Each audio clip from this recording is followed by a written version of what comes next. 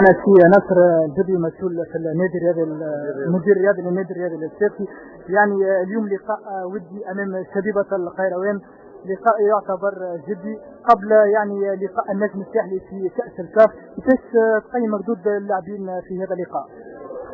والله أول حاجة معناتها المباراة كانت الأوبجيكتيف نتاعها تعرف خذينا رحلة خاصة معناتها 3 أيام، رجعنا يوم الخميس، عملنا خاصة يوم الخميس ويوم الجمعة. المدرب معناتها حاول باش يشارك أكثر ما يمكن من اللاعبين، تعرف لعبنا في الفرق، الشوط الأولاني كان فريق والشوط الثاني كان فريق ثاني. معناتها حاولنا باش نشاركوا كل اللاعبين، باش المدرب يجي يشوف اللاعبين كل شنو إمكانياتهم وكيفاش حضورهم البدني وحضورهم التكتيكي. ان شاء الله هذاك باش ينجم المدرب تكون عنده فكره شامله على المجموعه. راضين على يعني في الشوط الثاني على مردود المنتدب الجديد للنادي الساحلي وجدي بوعزي.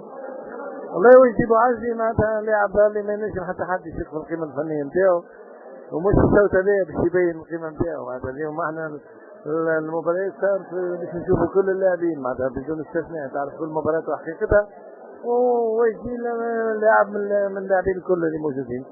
شكرا.